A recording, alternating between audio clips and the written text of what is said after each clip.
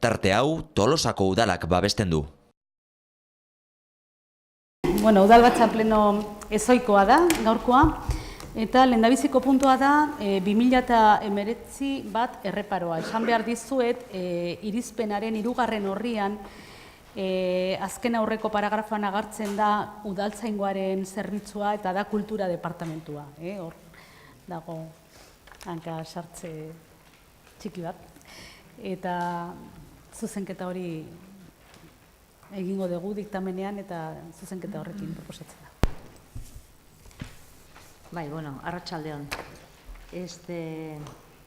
Erreparoa gai zerrendaren lehenengo puntua da, bigarrengo puntuan fakturaren, itxitako ekitaldiko fakturaren onarpena datorrelako eta bertan agertzen dalako Bellotaren faktura. Bueno, ingera honek referentzia egiten dio Usabalgo pabelloiari, non dakiztuen bezala inauterietako karrozak gordeta dauden. 2017 urtean kontratua sinatu zen, urtebeterako. Kasu horretan, lizitazio hori gabe, arrazoia izan zen, hirigintzako txosten batek egiaztatzen zuela, karroza gordetzeko baldintza betetze zituen pabelloi bakarra Bellota zela. Kontratua berritu ahal izateko, orain bai, lizitazio baten legezko egin beharraren ohartarazpen bat egonda, eta dagoeneko lizitazio publiko horri hasiera eman zaio tokiko gobernu batzarrean, publizitatea, berdintasuna eta lehia printzipioak bermatuz. Bitartean eta kontutan izan da kontratu amaitu ondoren karrozak pabelloian gordeta jarraitzen dutela, 2018 urte amaierako gastu konpromisoa denez, ingera ebaztea udalbatza plenoari dagokio. Kultura departamentuak egiaztatu eta onartu du ordaintzearen aldeko iritzia, baita ere udal idazkariak bere ohartarazpena egin ondoren, eta faktura hori ordaintzeko lege oinarria da, administrazioaren ordainketaren betebeharra ez dela oinarritzen inolako kontratu edo negozio juridikoan, baizik eta administrazioaren arrazoirik gabeko aberastearen printzipioan. Cristian? Iñaki? Arratsaldeon, batzordean esan genuen, ingeraren aldeko botoa eman genuen, baina gure kezkak azaldu genitun. Izan ere, orain dela 7 hilabete, 8 sortutako egoera bati nahi digu inaurre, kontratua orduan bukatu zen, eta ez dugu lertzen nola iritsi gehan maietza arte, joan den urteko abendua eta azaroa Bellotaren jabari pagatzeko bidea aurkitu arte. Iruditu zaigu asko luzatu dela egoera, ez dakigu arazo tekniko izan den, arazo politikoa izan den, arazo politiko-tekniko izan den, baina, bueno, kaso isolatu izan balitz, gaitzerdi, gertalizezko lakoak etxerik honenetan ere. Baina, eskantzeko egoera batean gaude orain, amaitu berri diren, o amaitzear dauden bi kontratuen egoera berdintxua da, hendik ez da lehiaketara atera, edo atea berri dira, edo ateratzeko bidean daude, alegia kontratu bukatu denean, hendik horren jarepena nola izango den ez dago erabakita. Eta ari naiz Leidorren kontratuei buruz, maiatzean bukatu dena, eta Otaren kontratuei buruz, Ilonen bukaeran bukatu dena. Badakit, kontratu lege berria, eta lako gauza batzuk aipatu dizke, baina berdin ez dakizen bat txosten, gauza martxan jartzeko, administrazio asko geldetu dela, baina iruten zaigu, olako erabaki, data jakin bat duten erabakien aurrean, ezin dela azken momentu artean gauza luzatzen ibili. Eta ingera honen kasuan, Bellotako nagusiari pagatu behar diogun, eta oso garbi dago, pagatu behar zaizkiola, ezin dela itxoein, 8 hilabete hori nola bideratu erabaki arte. Lehenago behartzula honek, besteik ez. Bai, nik zerbait aipatzearren bakizute Bellotan karrozak egon aurretik deltan egon zirela, 2013an egin zen lehenengo kontratua deltan karrozak egoteko, 2014an bestea, 2015an bestea, 2016an bestea, 2017an bestea, gero sutea izan zen, da gero izan zen trasladoa Bellota pabelloira. Kontratu guzti horietan etzan lizitazioaren beharrik egon, behar hori orain agertu da, ez? Kontua da, legealdi guztia daukatela bere egoera, eta amaitzear dagoen legealdi honek ere berea izan du, ez?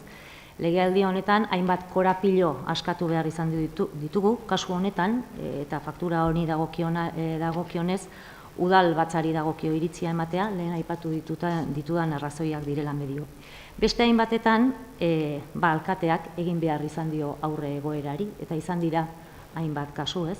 Adibidez, hiribusarekin soluzioak bilatze aldera hartutako erabakietan, Jurramendi egoitzaren langileen lanpostu balorazioaren aplikazioari dagokionean, eta aurre egin diogo baita ere, ezta?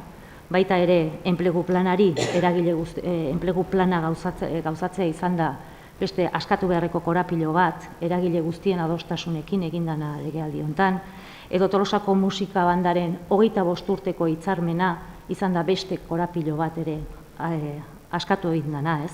Brigada eta udaltzaingoaren aparteko orduen egoera beste korapilo bat zan askatu behartzana eta askatu da, ezta? Esan egitena da, legealdi bakoitzak bere erronkak dituela, datorrenak ere izango dituela, hainbat eta hainbat korapilo askatu beharreko, herritarren arreta zerbitzuari dagokiona, udal barruko antolaketari dagokionez ere buelta bat eman behar zaio, langileen lanpostuen balorazioari dagokiona. Nik uste dut bidean azalduko dirala hainbat eta hainbat korapilo, eta uste dut elkarlanean arduraz eta erantzunkizunez denon artean lortuko dugula korapilo ikaskatzea. Bestek ez palima da, bozkatu egingo dugu. Aldeko botuak, hau batez, onartu da. Bigarren puntua da, itxitako ekitaldiko fakturen onespena. Begoña. Gabon. Hemen daukaguna da bigarren puntuan, da beste kasuetan bezala da 2018ko ekitaldiko faktura data duenak momentu hontan iristen zaizkigu, eta egin behar duguna da obligazio hori aurre. Horretarako behar duguna da osoko bilkuraren nolabait baimena ordainketa hori egiteko. Totala eta fakturak hemen azaltzen dira zerrendatuta, totala iristen da 9.087 eta 14 euro. Eta gure proposamena da onartzea ekitaldi itxitako faktura hauek.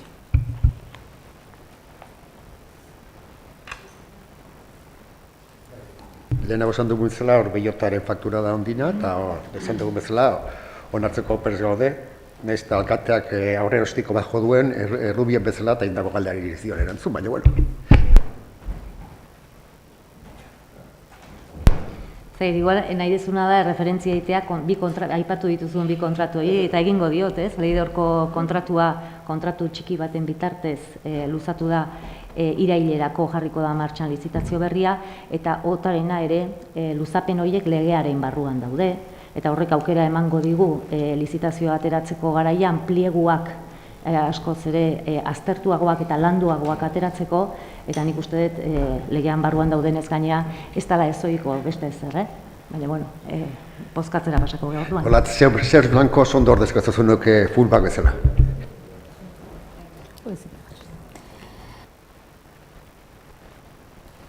Bueno, aldeko botuak, hau batez onartu da.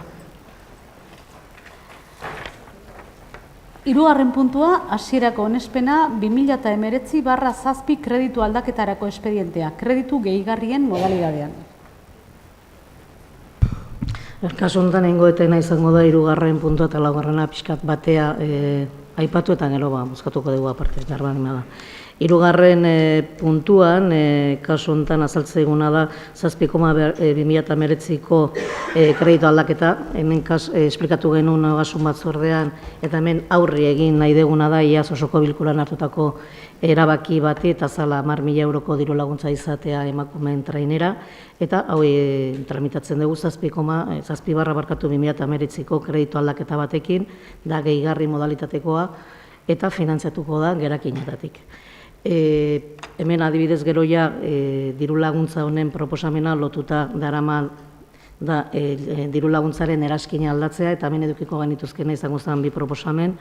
Alde batetik izango zen taldeari 10.000 euroko diru laguntza izendun bat ematea, txostenetan azaltzen den bezala, arraun eta sustapenaren helburuarekin, eta bigarren proposamena izango zen kirol taldeen diru laguntza barne, jarduera berezetatik 5.000 euro jaistea, eta jarri beste diru laguntza izendun bat 5.000 eurokoa izango zen Gipuzkoako Kirol Egokituen Federazioaren izenean. Eta proposatzen duguna da, kasu bai 3. eta bai 4.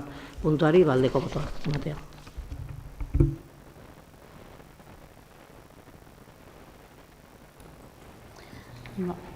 Zer nahi zute, biak batera? Bai? Bueno, orduan bozkatuko genituzke 3. eta 4. puntuak batera. Aldeko botuak, 2 puntu aho batez onartu dira.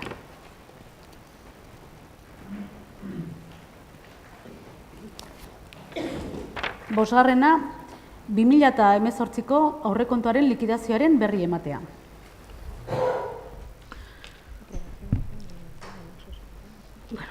Hemen, pixkat igual aipatu, hemen nik aipatuko ditudan zifra diela, abendu 31koak, orain dela 2 edo 3 aste kontu hartzaileak azaldu zigun talde guztiei likidazioaren txostena, eta nahiko azalpenak, nahiko sakondekoak izan zian.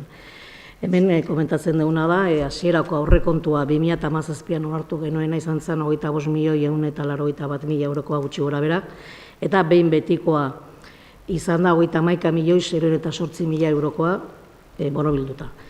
Tartean edo aldea izaten da txertatutako kredituak, kreditu gehigarriak eta gaikuntzako kredituak tartean sartzen dielako. Aurrekontuen emaitzan, aztertzen baldin baditugu baita ere pasadiguten informazioa, ikusten duguna da doiketak egin gabe, aurrekontuaren emaitza atatzen zaiguna dela 2.489.197,55 eurokoa. Eta doiketa egin aurretik, ikusita hor azaltzen dien eraiketak, azaltzen zaiguna dela 5.041.000 eta 5.041.067,73 eurokoa.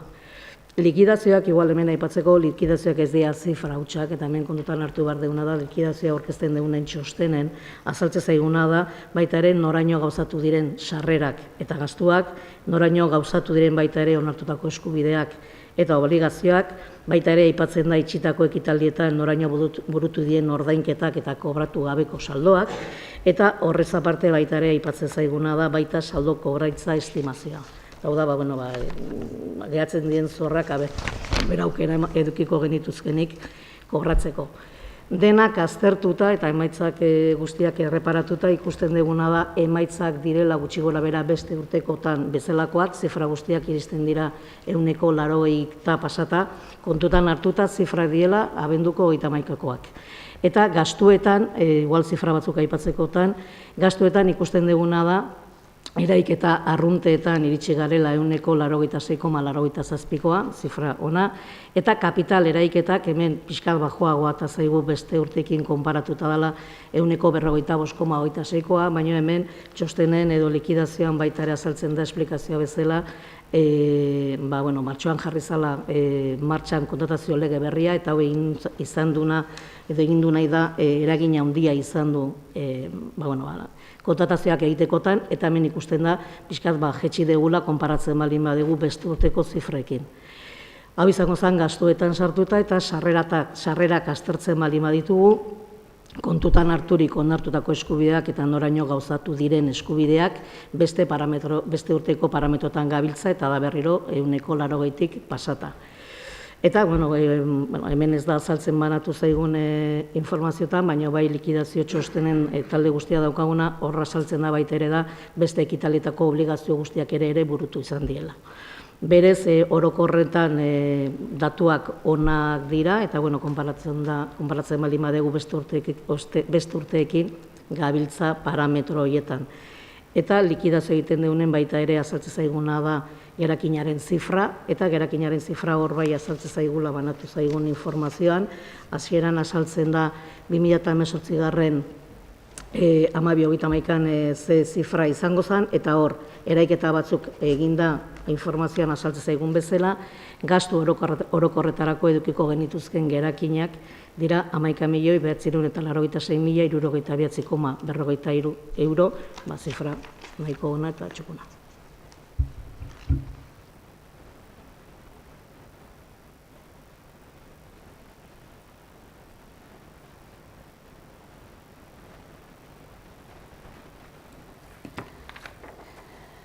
Bueno, 6. puntua, 2019/1 kreditu txertaketa modalitatean egindako kreditu aldaketaren espedienteari buruzko 2019/454 alkatetza dekretuaren berri ematea. Hemen ere ingoetena izango da, 6. puntutik 11. puntua denak berria eman, eta berri baino bestik ez da eman behar, berez bukaeran ez dugu boskatu behar. Kasu honetan, likidazioa leheno aipatu izan dugu nola izan da, eta likidazioaren ondoren iaz edo joanen urteko partida batzuk egiten diena da txertatu aurtengo aurrekontuetan. Horretarako bete barrituztena da 21/2000 euro foro araua jasotzen dituen baldintzak. Hemen egin deguna izan da kreditu txertaketa hori egin dugu bizatitan, izango zen lehenengo kreditu aldaketa eta 5. kreditu aldaketa. Kasu honetan, egingo genukeena izango zen 4.750.507,01 euro txertatu aurtengo aurrekontuetan, eta banatu zaigun informazioan azaltze zaigu ze partidadia eta zenbatekoak diren. Urrengoa izango zen adibidez 4. kreditu aldaketa izango zen gehigarri modalitatekoa, eta leheno adibidez aipatu baditugu daudela partida batzuk iazkoak betetzen dutela foro arauak jasotzen irizpideak txertatuak izan dadin, daude beste partida batzuk betetzen ez dituztenak baldintza horiek, eta egiten diena da gerakinetatik hartu. Hauek egiten dana da, azken urte hauetan egiten ari garena da, alkatearen 5% erabili, premiazko partida dielako bere erabilpenean. Eta hemen baita ere, finantzatzen dira gerakinetatik. Gero edukiko genukena izango zen 2. eta 3. kreditu aldaketa, hauek dira gaikuntza modalitatekoak, eta hau da Eusko Jaurlaritzatik jasotako dirua, egiten duguna da gure kutxan sartu. Kasu honetan, bien artean batura da 171.456,43 eurokoa.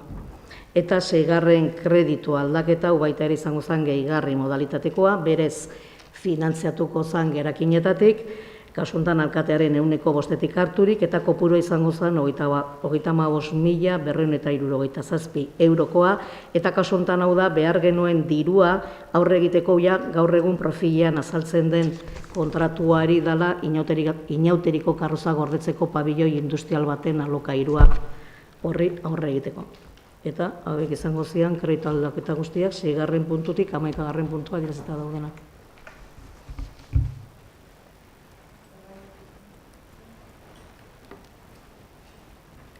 Horrekin kontsideratzen daia berri eman da dago, orduan, jungo naizea 12. puntura, bai? Bueno, 12. puntua da, Tolosako udalaren jabetzako eraikinak berritu eta erabilerak antolatzeko irizpide orokorrak jasotzen dituen egitasmoa onartzea.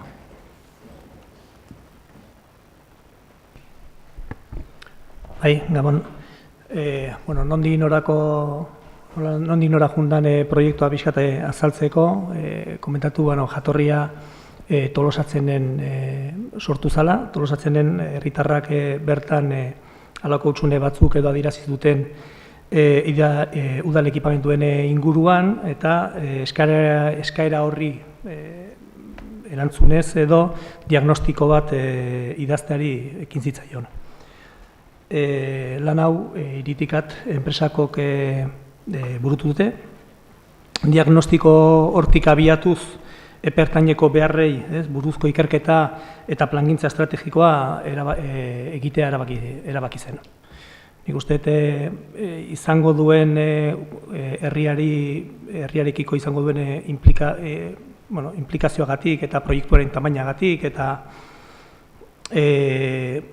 hasieran bakarrik Balimagareren ikusten nabarmentzekoa dela orain arte egindako ibilbidearen nolako prozedura izan den, ez?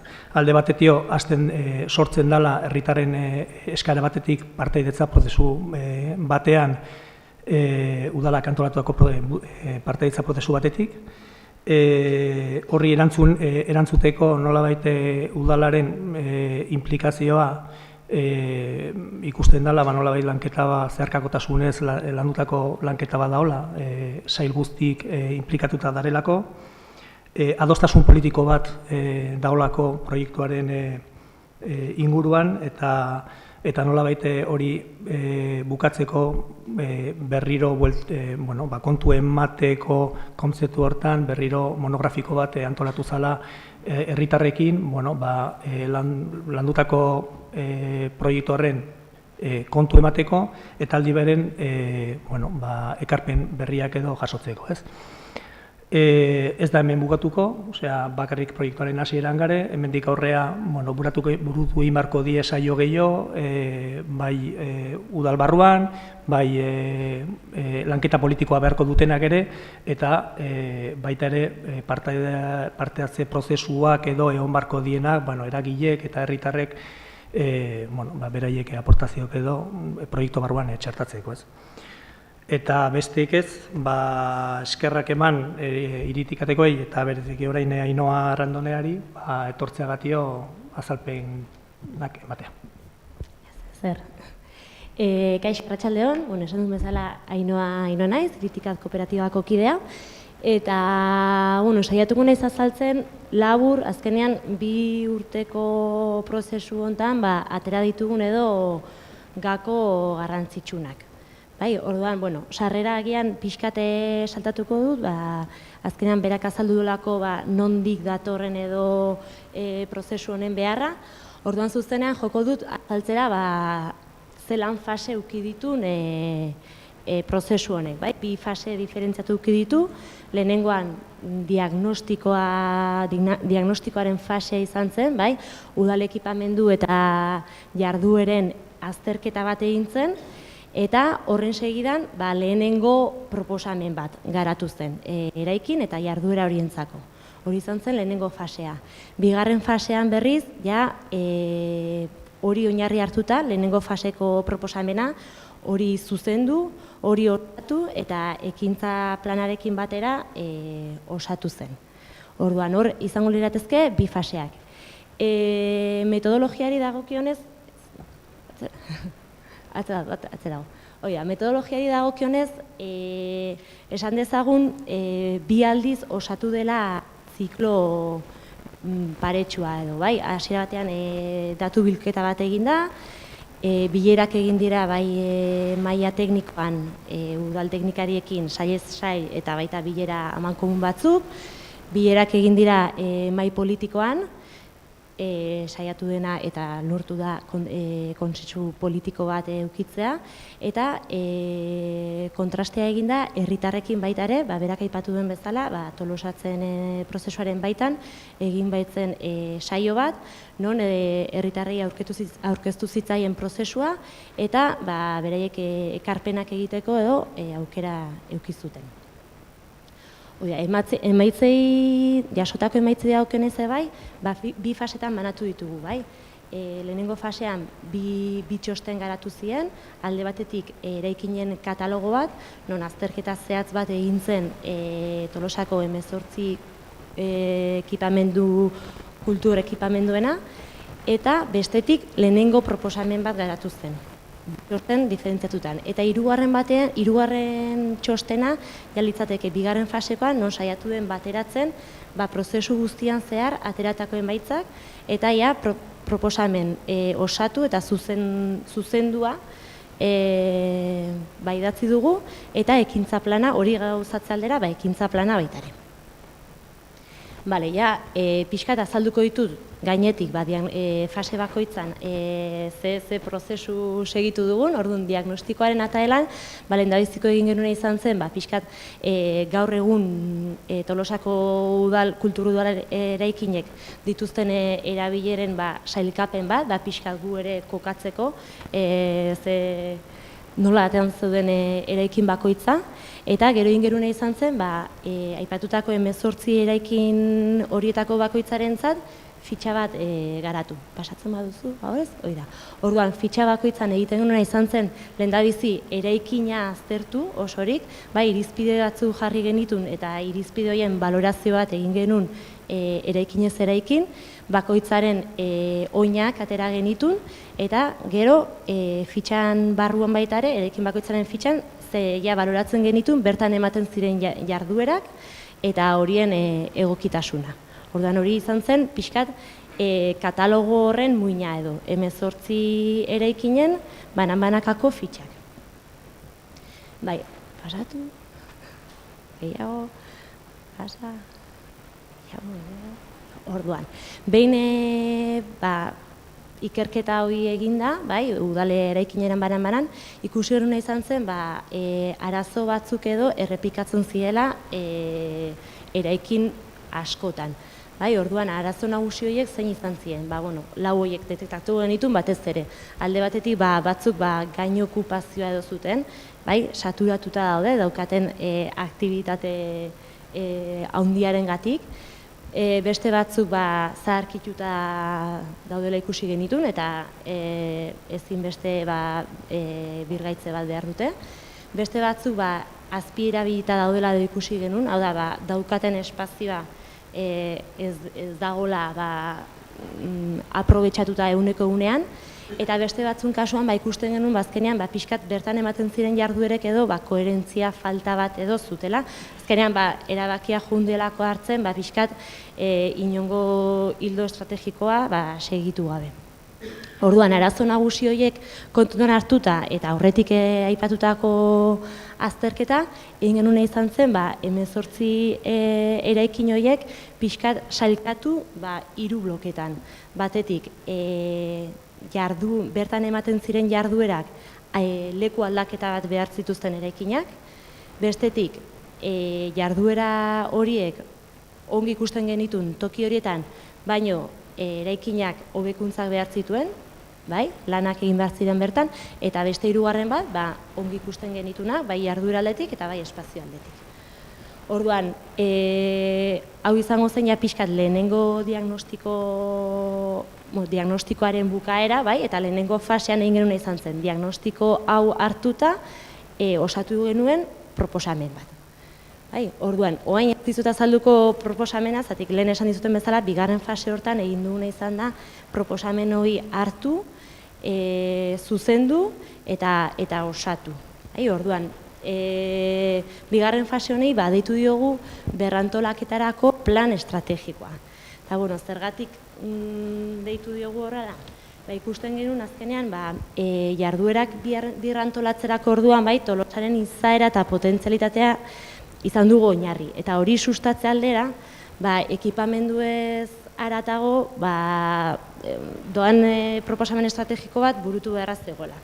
Orduan horretarako, atera ditugu, hau ere, esamarra dago, Tolosatzen herritarren saioan atera zela, eta baita zenbait teknikoekin burututako zenbait bileretan. Orduan, ikusi dugu egokia, espazioak birrantolatzeaz gain, nolabait, kudeaketa eta antolamendua ere, horren inguruko proposamenak ere txertatzea txosten honetan.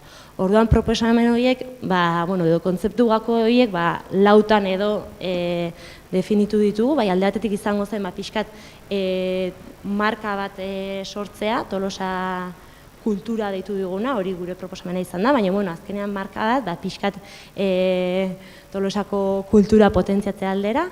Bestetik ikusten genuen zen, zenbait eraikinetan, espazioan aldaketak emateaz gain, kudeaketan ere eta bertako funtzionamenduan aldaketak eman barra zela. Eta horretako ikusten duguna garrantzitsua da, hori definitzeko prozesuan, prozesu parte hartzaileak egitea.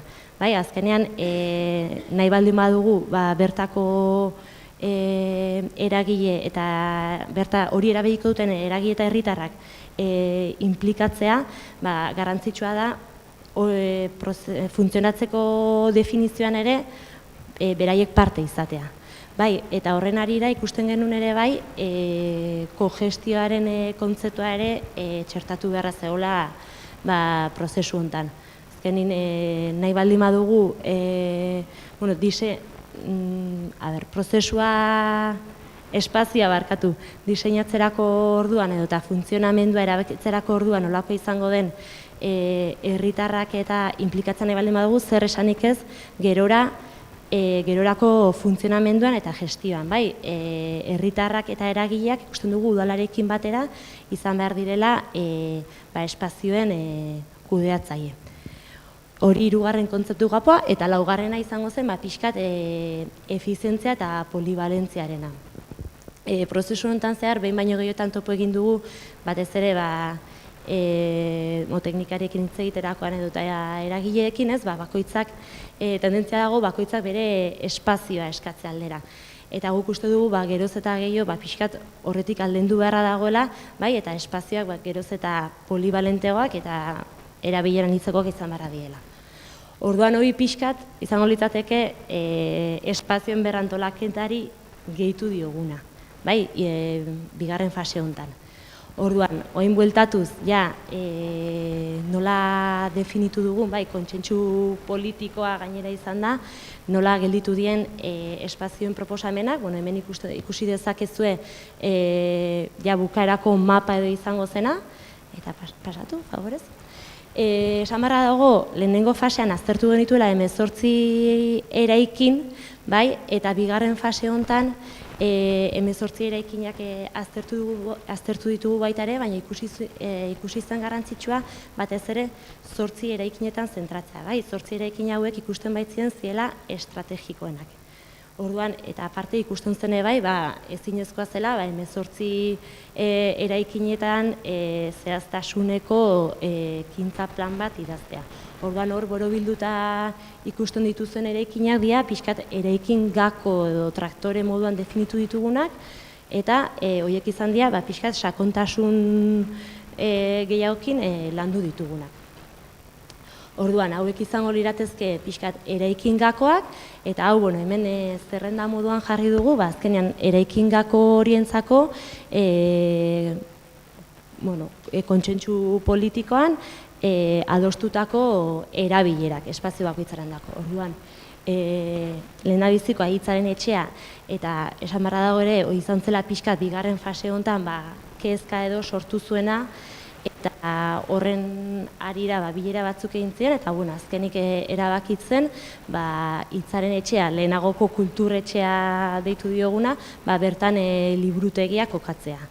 Orduan, esan bezala, hitzaren etxean jungo daitezke liburutegia eta balioan hitzerako aretoa, Gorosabeltzarran kultur baliabideak diala gaur egun kulturetxean kokatuta daudenak musika eskola eta euskaltegia, Aranburu jauregian berdin geratuko litzateke dena, baino liburutegiaren tokian udal bulegoak, kasu honetan gazteria, kultura eta festa saietakoak gaur egun kulturetxean daudenak kokatzea proposatu eta onartu da.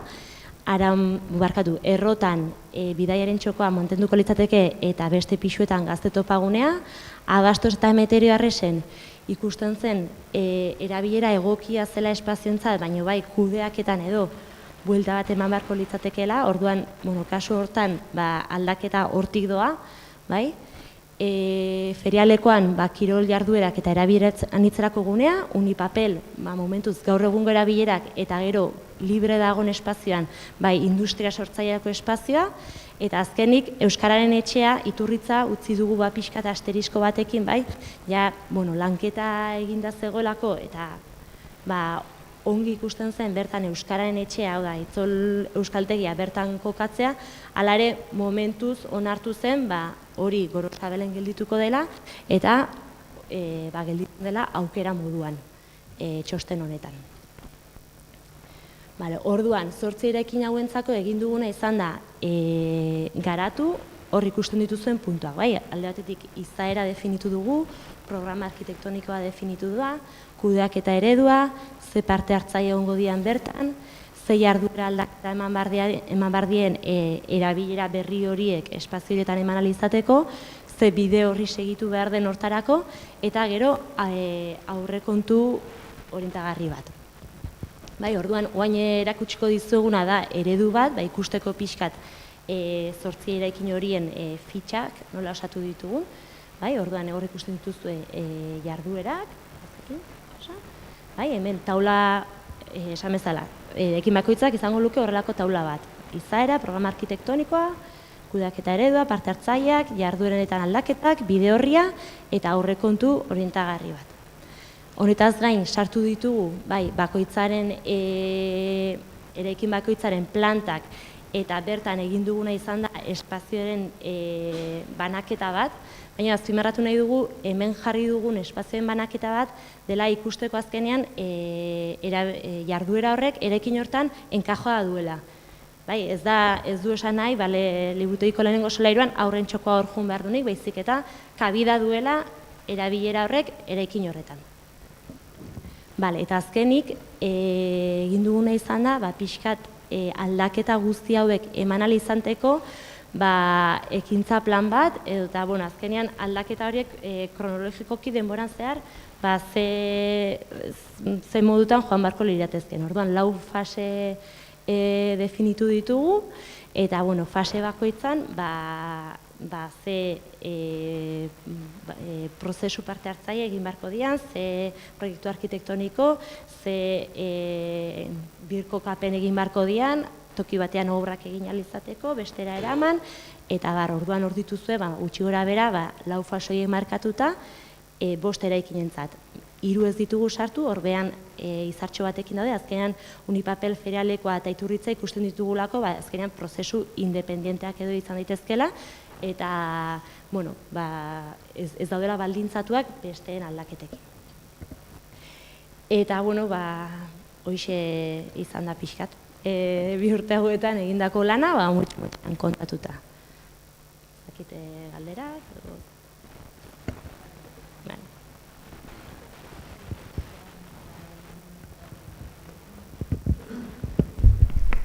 Ez, guk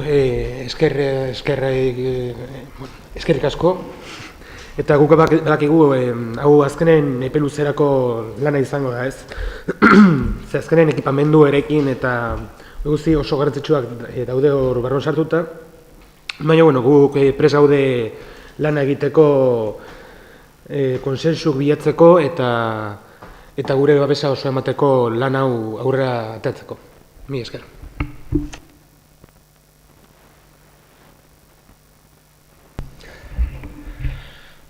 Eskerrak ematea etxeoneka izate omen da, eta zemitzi eskerrak irikitaki eta inoari, egindako lanagatik.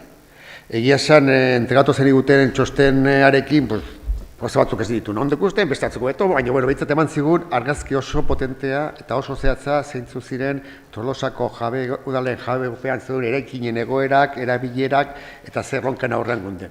Eta hortik abiatuta, posibil izan dugun, iritsikia puntu hortara iristita, eta garbi dauzuen lari gabe zinala hortara iritsiko. Eta baita eskerrak izan dezuen pazientziakin gurekin, azkeneko 5-6 batetan uste 3-4 aldiz aldatu behar izan dezuela azken txostena, gure bilera eta etzezien ohar, nabi ordura eta hori guztiegatik. Eskerrak ere parte hartu duten udal teknikari guztiei, bere lanagatik, bere denboragatik, bere aholkuengatik, eta baita bere iritzia banduten eragile eta herritarrei. Eta zoriondu, horako gai konplexu, epe luzeko, zail, ikuspegi bidezberdin batzuk ere bazuden hasiera batean, adostasun batera iristiko gai izan garelako, eta nik uste, horako proiektuetan laniteko modua behar duela izan uste dugu, eta hau da adibide praktiko bat egin litekela. Badakigu ez dela 2 urtetan konponduko den asunto bat, 10 urte bai erreskungo direla edo gehiago hemen plantatzen den guztiari heltzeko, baina guk uste du egokera egokien gaudela, dozizuna dagoelako. Udaletxeak momentu honetan balidade finanziero nahikoa dauzkalako olako bati ekiteko, leheno entzun dugu Begoña Tolosak esandako zifrak erakinetan eta bar, gainera erosei parkeak pagatzeari gutziko digu, horrek ere beste balio batzuk emango dizkigu hemendik aurrera, baina horrenkak ez dira txikiak, ze izan ere plan honetan guztian, idean honetan guztiak kulture txikira hasi behar dugu, egin, eta hori badakigu, obra handia, zaila, komplexua izango dula, eta badakigu ere plan hau, hemen onartzen duguna honek ere aldaketa izan ditzakela etorkizunean.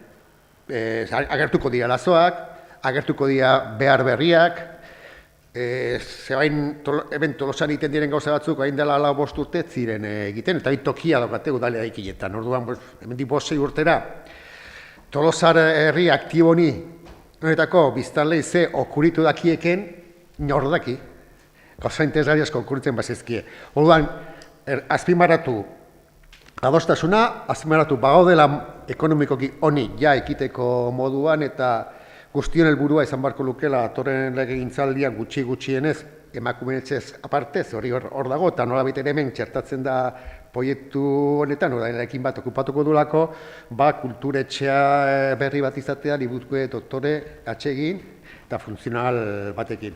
EH Bildu konpromiso hori hartzen du, bide honetan lagunduko dituela beste indar politikoak, udatzen dauden beste indar politikoak eta herritarrak helburu hori lortzen, eta, bueno, horixe, lortzen dugu lagurte barru, kulturetxea, hortxe, berri, diziratxu ikustea. Bai, mila esker. Nik, lehenengo zorionak Ainoari egin duen aurkezpenagatik oso borobile izan dalako ez, zeratik ez da oso erreza hain denbora luzean egindako lana, hain denbora txikian aurkeztea, ez da? Gaina ez da lehenengo aurkezpena, ez bigarrena, ez hirugarrena, baina, eskerrak ematea. Nik uste dut importantea dela esatea, proposamen hau dela proposamen estrategiko bat, ez? Ja dagoeneko ibili gendunean buruan behartzala holak azterketa bat egin, ordun ere saiatze ginen adierazten horrela izan behar zuena, ez? Azken finean, epe luzerako udal zerbitzuen birrantolaketa bata, bide horri bat zehazten duena, gakoak aipatu ditu Ainoak oso ondo, parte hartzea, efizientzia, polivalentzia eta kogestioa dioa. Nik balioan jarri nahi nuke idatzizko lehenengo plangintza dela, zerbitzuak herritarrari eskaintzerakoan duen egokitasuna aztertzen duenean, une batez gelditu eta galdetu gure buruari zergatik, nola, zer, non eta noiz herritarrari zerbitzuak eskaintzen zaizkionean, ez? Aipatu du Ainoak hainbat zerbitzuk badutela nolabaiteko koherentzi falta, ze zerbitzuak gehitzen joaten dira beharra sortzen danen arabera. Halako baten nolabaiteko egituraketa bat behar du, ez? Eta hori da lana honen beharra, ez? Epe luzerako birrantolaketa baten aurrean aurkituko gera, eta ariketa honek zerbitzuaren egokitasuna eta zerbitzua nola ematen dugunaren nolabaiteko hausnarketa bat egiteko aukera ere emango digu, ezta?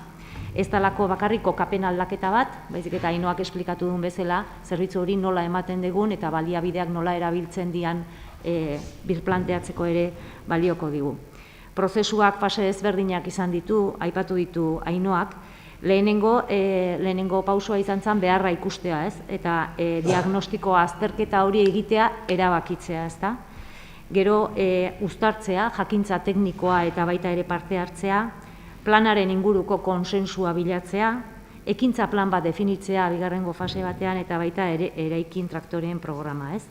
Egia da baita ere etorkizunean izan litekeela dokumentu bizi bat, behar gehiago ere aurkitu daitezkeelako, plana egiten nahi ziren denbora horretan ere izan dira aldaketak zehazki emakume etxearen inguruan, beraz,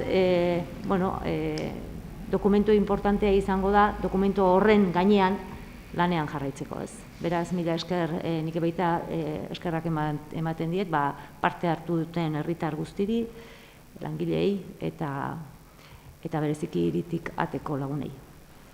Besterik ez.